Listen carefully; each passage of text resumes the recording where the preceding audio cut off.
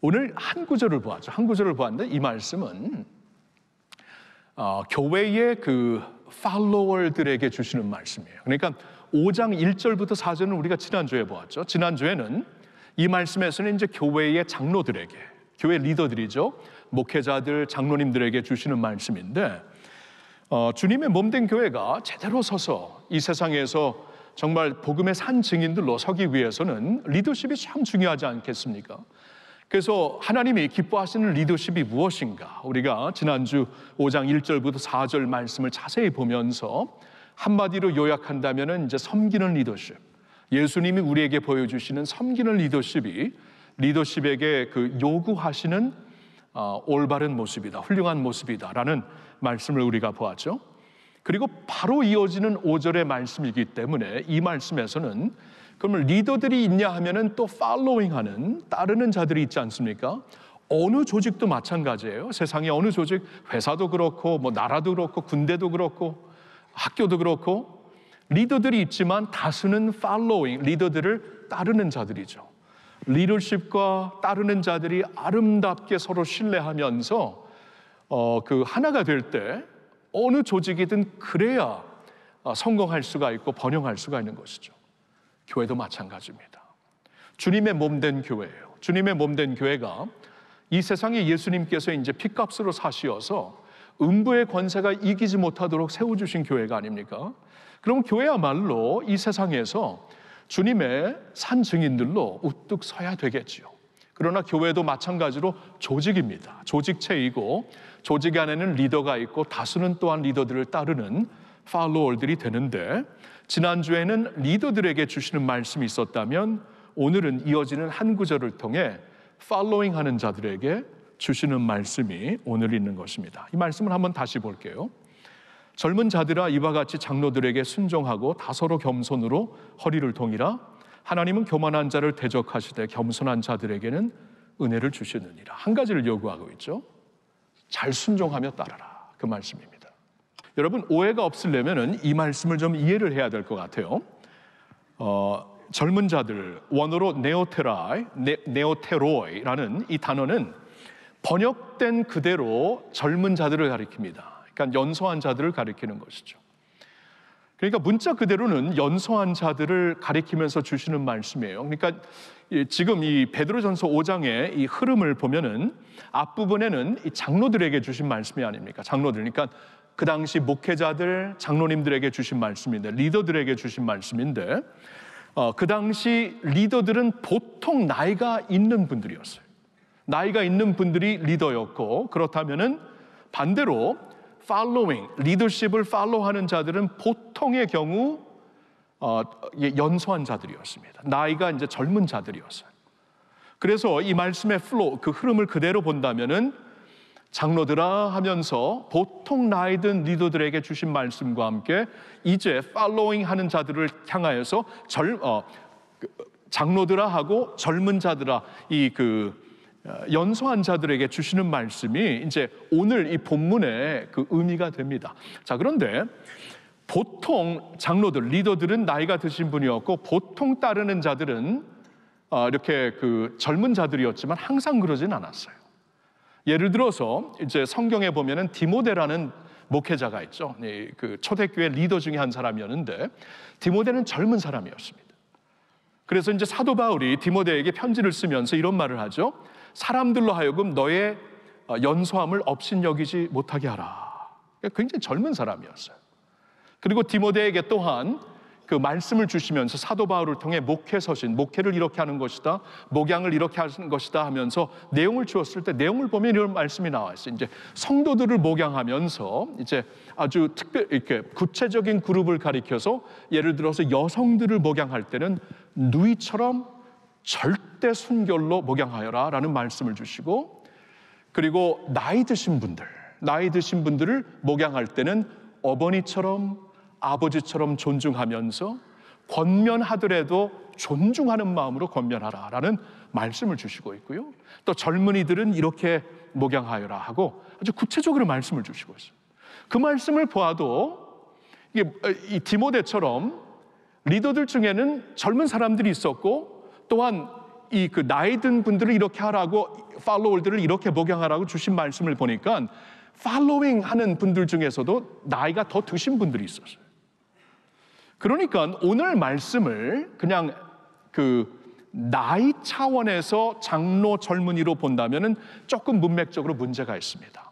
그게 맞는 말이지만 이것은 어디까지나 보통 그때의 그 모습을 가지고 주신 말씀이지, 이 말씀을 문맥적으로 해석한다면은 이 장로들은 그냥 리딩하는 분들, 목회자가 되었던, 교사가 되었던, 장로님들이 되었던 리딩하는 자들에게 일반적으로 주시는 말씀이라면, 젊은 자들은 그 당시 이제 리더들을 따르는 자들을 가리켜 주신 말씀이라고 우리가 받아들일 수가 있는 거죠. 그러니까 오늘날 우리 교회를 봐도 다수예요. 그렇죠? 리더십이 있지만 리더십을 따르는 사람들이 더 많죠.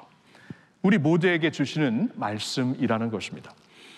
자, 계속 볼까요? 젊은 자들아, 이와 같이 장로들에게 순종하고, 한 가지를 강조하고 있죠. 따르는 자들이 되어라, 순종하는 자들이 되어라 라고 말씀을 하고 있습니다.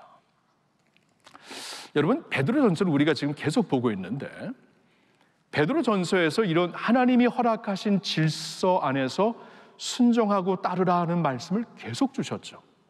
예를 들어서 2장에 가서, 2장에 우리가 이미 본 말씀인데 2장 13절을 보면은 인간의 모든 제도를 주를 위하여 순종하되, 인간의 모든 제도 가운데서도 주를 위하여, 이 모든 제도 위에 하나님이 계시고 우리의 삶의 주권자가 되시면 우리에게 허락하신 상황도 하나님의 주권 안에 주어진 것이다. 그러니까 너희는 시민들로서 인간의 모든 제도를 주를 위하여, 왕 때문에, 권위자들 때문에 두려워서가 아니라 주를 위하여 하나님의 주권을 인정하면서 순종하라라는 말씀을 주셨죠. 2장 18절에서는 사환들아 범사에 두려워함으로 주인들에게 순종하되, 여기서도 사환들은 그 당시에 노예들이었습니다. 그러니까 성도, 그 당시 이제 교회에 다니는 성도들을 보면 다 대다수가 노예들이었겠죠. 그러니까 자유가 없는 사람들이었겠죠. 힘든 사람들. 그분들에게 이런 얘기는, 사환들아 범사에 두려워함으로. 범사에 누구를 두려워합니까? 전에는 범사에 주인들을 두려워했지만 이제는 달라졌습니다. 범사에 이제는 하나님 한 분을 두려워하죠. 하나님 한 분을 경외하죠. 하나님이 나의 주가 되셨기 때문에. 그러니까 범사에 하나님을 두려워하는 마음으로 주인들에게 순종하라. 하나님의 주권 안에 허락된 일이기 때문에 그 제도 안에서 하나님을 경외하는 마음으로 질서를 잘 존중하고 따르라, 그 말씀이에요. 오늘 똑같은 말씀을 주십니다. 이와 같이, 5장 5절에 젊은 자들아 이와 같이 장로들에게 순종하고, 여기서 말씀하는 순종은 그냥 그 위치 때문에, 굴림을 받기 때문에 순종하는 게 아니죠. 이와 같이 하나님께서 주권 가운데 허락하신 제도가 있고 질서가 있고, 그리고 이와 같이라는 이 5장 5절의 말씀은 앞부분에서 이미 주신 말씀이 있잖아요.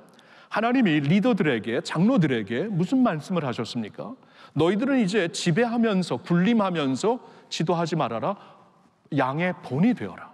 너희들은 이득을 위해 리드하지 말아라. 아니, 기꺼이 섬기는 마음으로 기쁘게 주를 섬기듯 하여라.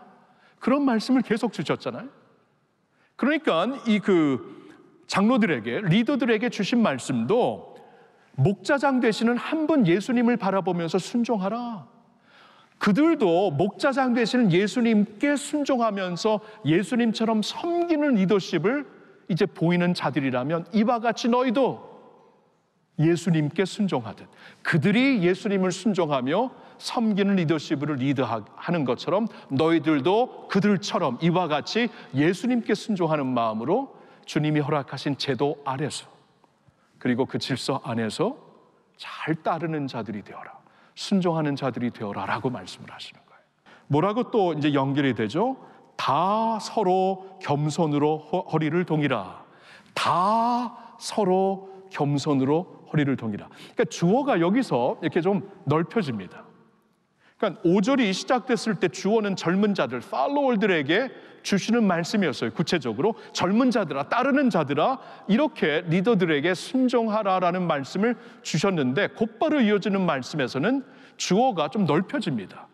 따르는 자들뿐만이 아니라 다입니다. 리더 플러스 팔로워들, 모든 자들에게 다 서로 겸손으로 허리를 동이라.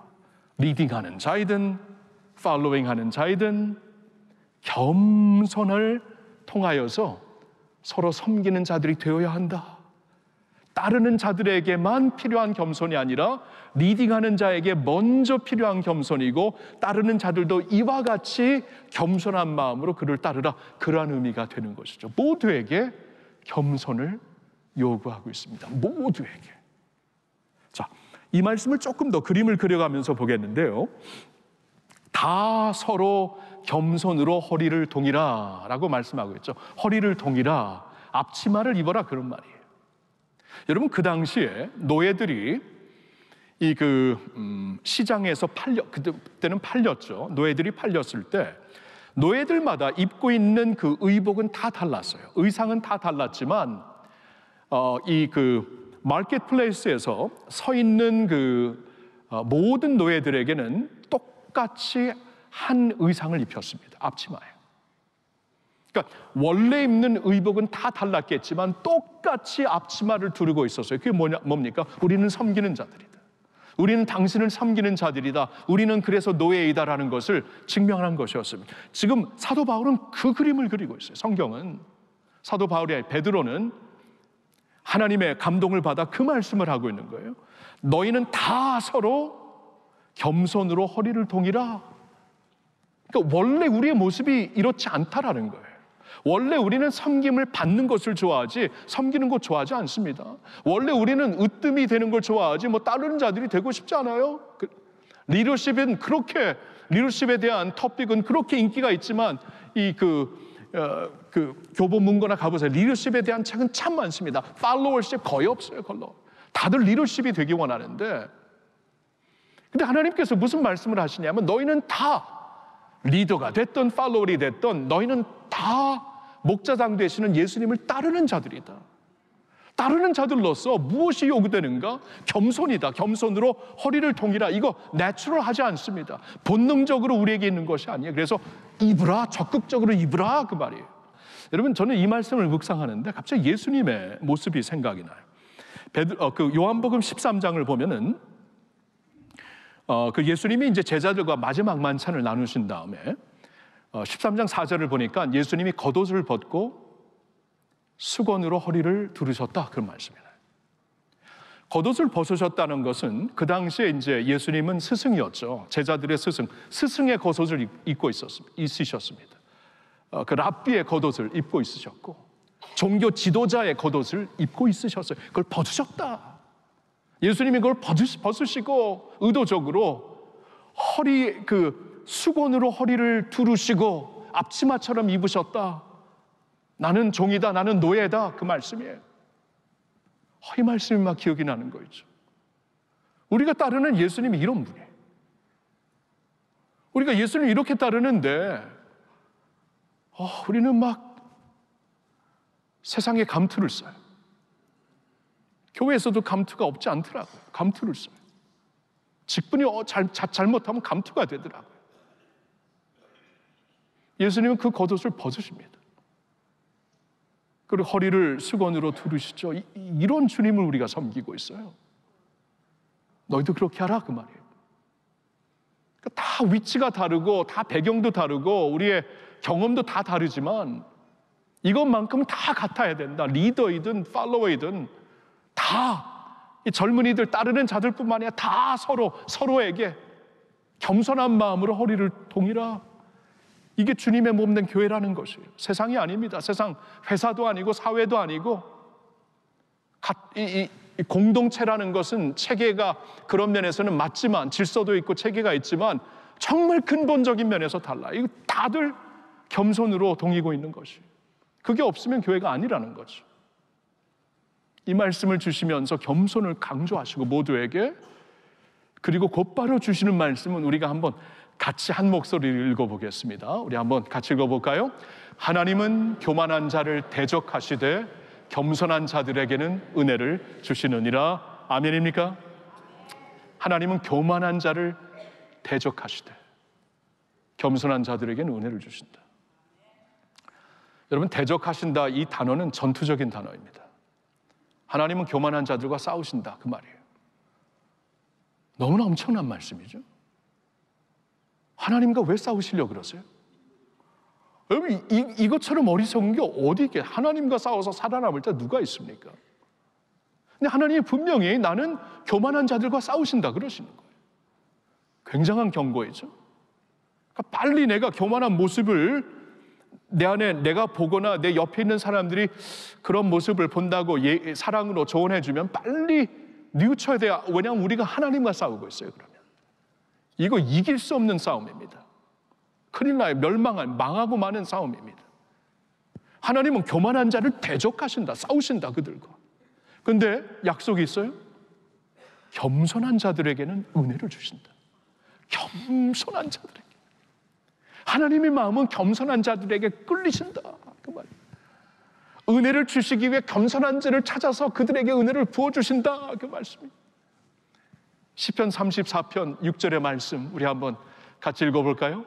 이 곤고한 자가 부르짖음에 여호와께서 들으시고 그의 모든 환난에서 구원하셨도다. 네, 이 곤고한 자가 부르짖음에, 이 곤고한 자, this poor man이라고 나와 있어요. 이 가난한 자, 아무것도 없는 자, 낮은 자, 이 곤고한 자가 부르짖음에 여호와께서 들으시고 그들을 향해 귀가 열려 계세요. 그들의 마음에 하나님의 마음이 끌리시고 있어요. 자석처럼 곤고한 자가 부르짖음에 하나님께서 외면하지 않고 들으시고 그 모든 환난에서 구원하셨도다. 아멘. 이러하신 하나님이시라는 거예요. 여러분 지금 공고한 자리에 계십니까? 지금 하나님이 무슨 이유로든지 여러분을 낮추시고 계십니까? 지금 심령이 가난한 상태에 머물고 있습니까? 좋은 거예요. 좋은 거예요. 그게 있잖아요. 하나님이 은혜를 주시려고 허락하시는 거예요. 이걸 싸우지 마세요. 곤고한 모습 그대로. 심령이 가난한 자는 복이 있나니 천국의 그들의 것입니다. 가난한 모습으로, 마음이 가난한 모습으로 하나님께 나아가시기를 예수님의 이름으로 축원합니다. 오늘 말씀이 이거예요. 이렇게 팔로우하는 것이다. 좋은 리더십이 중요하지만 좋은 팔로우십도 못지않게 중요하다. 어쩌면 더 중요하다. 모두가 주님을 따르는 자들이기 때문에 이렇게 따르는 것이다. 자신을 맡기면서 이렇게 순종하며 따르는 것이다. 근데 이 순종이라는 것은 우리가 의도적으로 모두 다 서로에게 이것이야말로 모든 교회의 주님의 백성들을 디파인하는, 주님의 백성들이 어떤 사람인가 모두 다 이 의복을 입었습니다. 우리가 의도적으로 겸손을 허리에 동이고 예수님처럼 말입니다. 살라는 것이죠. 그래서 물어야 돼요. 나는 겸손한 자인가? 아니면 교만한 자인가? 그리고 하나님이 경고와 약속을 주십니다. 교만한 자와 싸우시고 겸손한 자들에게는 은혜를 주신다. 자, 이게 오늘 말씀이에요.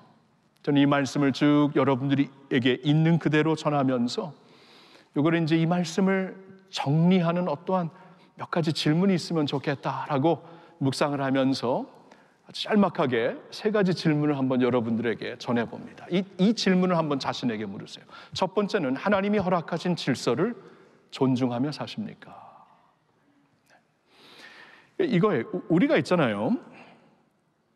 나의 삶이 다 주님께로부터 온 것이고 나의 삶의 주권을 하나님이 갖고 계신다면 내 삶이 지금 밟고 있는 조직체 안에서 허락하신 질서도 다 하나님의 주권 안에 주어졌다라는 것입니다. 가정에서 그렇고요. 여러분 사회에서 그렇고 회사와 학교에서 그렇고 교회에서도 그렇습니다. 하나님이 허락하신 질서를 존중하며 사십니까? 이건 있잖아요. 그러니까 우리 믿는 자들에게는 이것은 그 실제적인 의미를 완전히 능가한 이슈가 되는 것이죠. 이렇게 해야 하나님이 영광을 받으시고 하나님은 당신의 교회가 아주 이렇게 건강하게 세워지기를 원하십니다. 그러니까 하나님의 교회가 건강하게 세워지는 게 무엇인가? 로마서 14장 17절에 보니까 하나님의 나라는 오직 성령 안에서 의와 평강과 그 희열이 있다고 말씀을 하시잖아요. 희락이 있다고. 그 하나님의 나라, 주님의 교회가 성령 안에서 의와 평강과 희락이 충만하려면은 여러분, 하나님이 허락하신 질서 안에서 우리가 모두를 존중하며 살 수 있어야 돼요. 그렇죠? 가정도 그렇고 사회도 그렇습니다. 근데 오늘 특별히 주시는 말씀은 교회 안에서죠. 질서를 존중하고 있습니까? 자신에게 물어야 될 것이고요. 두 번째 질문은 이것입니다. 사람들의 인정이 중요합니까? 하나님의 인정이 중요합니까? 이것도 물으시는 게 굉장히 도움이 될 거예요. 왜냐하면 저와 여러분들은 우리 자신의 그림자가 안 보여요. 내 그림자를 볼 수 있는 자 누구 있습니까? 그래서 내가 교만하면서도 내가 교만한지 몰라요. 제가 한번 물을게요. 교만하신 분들 한번 손 들어보세요. 아무도 안 들을 거예요. 아니 진짜로 들으려고 해도 뭐 예수님을 어느 정도 믿으신 분들이라면 나 겸손하게 살려고 다들 노력을 하지 않겠습니까? 말씀에 겸손이라는 말씀이 얼마나 많은데. 그러니까 우리는 이렇게 의도적으로 교만한 사람들이 아니에요. 그런데 본의 아니게 교만해질 수가 있어요. 나도 모르는 사이에 교만해질 수가 있어요. 그러니까 어떤 표준이 필요해요. 그러면 내 자신을 제대로 볼 수 있는 어떠한 기준이 필요하고 표준이 필요한데 그게 누구의 인정을 더 원하는가? 사람들의 인정을 더 찾는가? 하나님의 인정을 더 찾는가? 이것으로 표준을 삼으면 굉장히 도움이 될 거예요. 그러니까 내가 과연 어떤 사람인가, 정말 하나님께서 말씀하신 대로 겸손으로 옷 입고 사는 사람인가 아닌가를 제대로 보려면은 사람의 인정이 더 중요한가? 하나님의 인정이 더 중요한가? 이것으로 판단하면 굉장히 도움이 될 겁니다. 세 번째 질문은 이겁니다. 잘 따르는 성도입니까? 잘 따르는 성도입니까? 다시 말씀드리는데 베드로의 일평생 남았던 교훈은 이것입니다. 잘 따르는 자가 되어야겠다. 여러분, 양들이 있잖아요. 잘만 따르면 삽니다. 잘만 따르면 윤택해져요. 양들로서 능력 없어도 돼요. 양들로서 뭐 탤런트가 특별히 없지 않아도 돼요. 리더십이 강력하지 않아도 돼요. 근데 양들에게 필요한 것 한 가지, 근본적인 한 가지, 잘 따라야 됩니다. 잘 따라야 돼요. 베드로 사도에게 예수님이 마지막으로 주신 말씀을 이 복음서의 마지막 페이지가 되는 요한복음 21장을 보면 예수님께서 베드로에게 마지막 무슨 말씀을 주시냐 하면 너는 나를 따르라입니다. 너는 나를 따르라. 우리 모두에게도 마지막 복음서 페이지에서 주시는 말씀이에요. 너는 나를 따르라. 잘 따르는 자가 성도이다. 그러니까 오늘 자신에게 물어야 됩니다. 나에게 뭐 열정이 있는가? 나에게 희생적인 정신이 있는가? 나 주님을 위해 죽을 수 있는가? 여러분, 이거 다 그 다음에 물으셔도 돼요. 가장 근본적으로 먼저 물어야 될 것은 나는 잘 따르는 양인가? 잘 따르는 양이면 된 거예요. 이 질문이 우리 모두에게 필요합니다. 사랑하는 성도 여러분, 우리의 목자장 되시는 예수님을 따라 살 수 있다는 것 얼마나 감사한지 모르겠어요.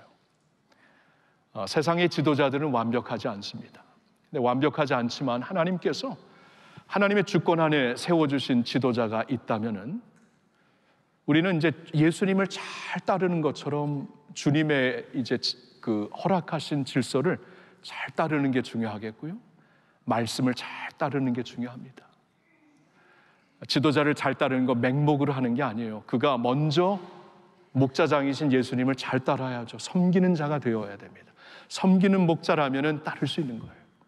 그리고 하나님의 말씀을 전하는 목자라면 따를 수 있는 거죠. 양들이 하나님의 음성을 듣고 따르는데 하나님의 말씀을 전하는 자는 올바른 목자이고 하나님의 말씀이 아니고 다른 말을 전하면은 내가 따를 수 있는 목자가 될 수 없겠죠. 그러니까 두 가지를 보면서 정말 예수님의 섬기는 리더십인가 그리고 주님의 말씀을 전하는가 이것만 확실하면은 우리가 주님을 잘 따르고 먼저 또 주님의 말씀을 잘 따르면서 허락하신 질서 안에서 이 리더십도 잘 따라 정말 윤택한 주님의 양들, 그리고 풍성한 주님의 교회가 되시기를 예수님의 이름으로 축원합니다.